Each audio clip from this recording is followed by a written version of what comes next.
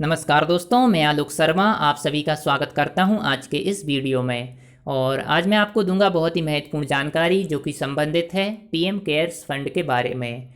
अभी हाल ही में एक स्वयंसेवी संगठन ने सुप्रीम कोर्ट में एक याचिका दायर की थी जिसमें कहा गया था कि यह जो पीएम केयर्स फंड का पैसा है इसको एनडीआरएफ में ट्रांसफ़र कर देना चाहिए। तो सुप्रीम कोर्ट ने इस याचिका को पूरी तरीके से खारिज कर दिया है और कहा है कि यह जो पीएम केयर्स फंड है और एनडीआरएफ है यह दोनों एक दूसरे से बिल्कुल अलग अलग चीज़ें हैं और पीएम केयर्स फंड के पैसे को एनडीआरएफ में ट्रांसफ़र नहीं किया जा सकता। तो यहाँ पर आप देख सकते हैं कि याचिकाकर्ता के द्वारा सुप्रीम कोर्ट में पीएम केयर्स फंड को एनडीआरएफ में स्थानांतरित करने की मांग की गई थी जो कि सुप्रीम कोर्ट के द्वारा पूरी तरीके से खारिज कर दी गई। तो सबसे पहले मैं आपको बताऊंगा पीएम केयर्स फंड के बारे में। पीएम केयर्स फंड का फुल फॉर्म होता है prime ministers citizen assistance and relief emergency situation fund.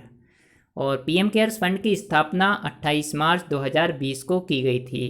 प्रधानमंत्री नरेंद्र मोदी जी के द्वारा कोविड-19 से लड़ने के लिए पीएम केयर्स फंड की स्थापना की गई थी। प्रधानमंत्री नरेंद्र मोदी जी ने घोषणा की थी कि एक पीएम केयर्स फंड की स्थापना की जा रही है। इसमें एक बैंक अकाउंट नंबर दिया जा रहा है और इस बैंक अकाउंट नंबर में देश का कोई भी नागरिक अपनी इच्छा के अनुसार कितनी भी राशि जमा कर सकता है और उस राशि का उपयोग कोविड-19 से लड़ने के लिए किया जाएगा। तो इस प्रकार से इस पीएम केयर्स फंड की स्थापना की गई थी और यह की गई थी 28 मार्च 2020 को।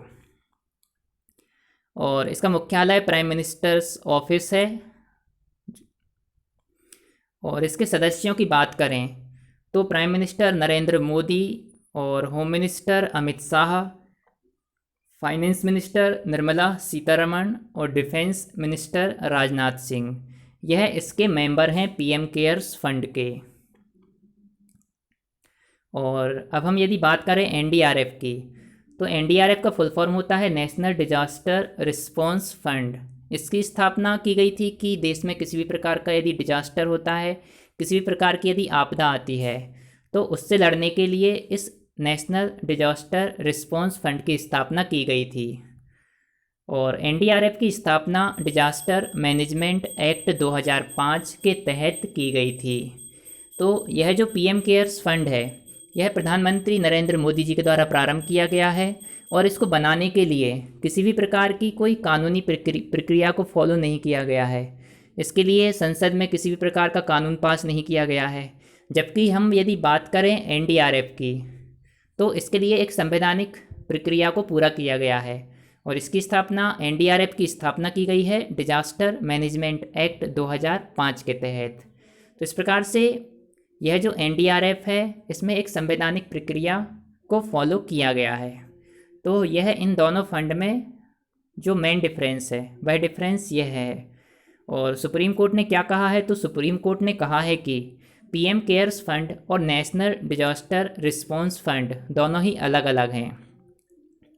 और सुप्रीम कोर्ट ने कहा है कि पीएम केयर्स फंड एक पब्लिक चैरिटेबल ट्रस्ट है जिसमें आप अपनी इच्छा से दान करते हैं। तो जो पीएम केयर्स फंड है यह एक ट्रस्ट की तरह है। जैसे आपने देखे होंगे और भी ट्रस्ट होते हैं जिनमें लोग अपनी इच्छा के अनुसार दान कर सकते हैं और वह ट्रस्ट अपनी जो भी इच्छा है, जो भी आवश्यकताएं हैं उसके अनुसार उस ट्रस्ट की राशि का उपयोग करते हैं। इसी प्रकार से पीएम केयर्स फंड एक पब्लिक चैरिटेबल ट्रस्ट है जिसमें आप अपनी इच्छा से दान करते हैं। एनडीआरएफ में कार्य केंद्र और राज्य सरकार के द्वारा जमा की गई राशि से होता है और यह बजट आवंटन के दायरे में आता है। यह जो एनडीआरएफ है इसको मैंने बताया कि एक संवैधानिक प्रक्रिया को फॉलो किया गया है। तो इसमें जो पैसा होता है वह केंद्र सरकार के द्वारा भी लगाया जाता है, राज्य सरकार के द्वारा भी लगाया जाता है और जो देश के नागरिक हैं वह भी एनडीआरएफ में अपना सहयोग दे सकते हैं और यह बजट आवंटन के दायरे में आता है। अर्थात एनडीआरएफ के लिए बजट में प्रावधान किया जा सकता है कि सरकार का इतना पैसा इस चीज़ में उपयोग किया जाएगा।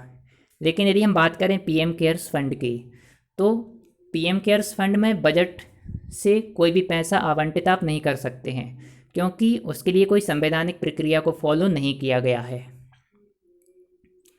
पब्लिक चैरिटेबल ट्रस्ट होने के कारण पीएम केयर्स फंड का सीएजी ऑडिटिंग भी ज़रूरी नहीं है।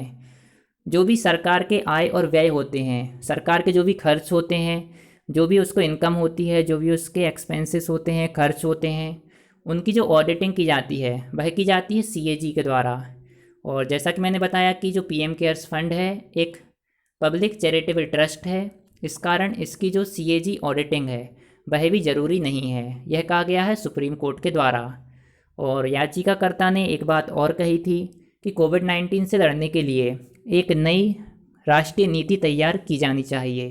तो उसके लिए भी सुप्रीम कोर्ट ने कहा है कि जो केंद्र सरकार के द्वारा जो कदम उठाए जा रहे हैं कोविड-19 से लड़ने के लिए वह पर्याप्त हैं और इसके लिए किसी भी नई राष्ट्रीय नीति को तैयार करने की कोई आवश्यकता नहीं है। तो यहाँ पर आपको समझ में आ गया होगा कि पीएम केयर्स फंड और एनडीआरएफ में मेन डिफरेंस क्या है। और सुप्रीम कोर्ट ने यह भी कहा है कि जो पीएम केयर्स फंड बनाया गया है तो इसके बनने से एनडीआरएफ में किसी भी प्रकार का परिवर्तन नहीं किया गया है। तो जो एनडीआरएफ जिस प्रकार से पहले कार्य कर रहा था उसी प्रकार से अभी भी वह कार्य कर रहा है। तो इसलिए दोनों ही अलग अलग चीज़ें हैं, पीएम केयर्स फंड और एनडीआरएफ। और कोई भी व्यक्ति अपनी इच्छा के अनुसार पीएम केयर फंड में भी डोनेट कर सकता है और एनडीआरएफ में भी डोनेट कर सकता है। तो यह जो डोनेट करेगा उसके ऊपर है कि वह पीएम केयर्स फंड में डोनेट करना चाहता है या एनडीआरएफ में डोनेट करना चाहता है।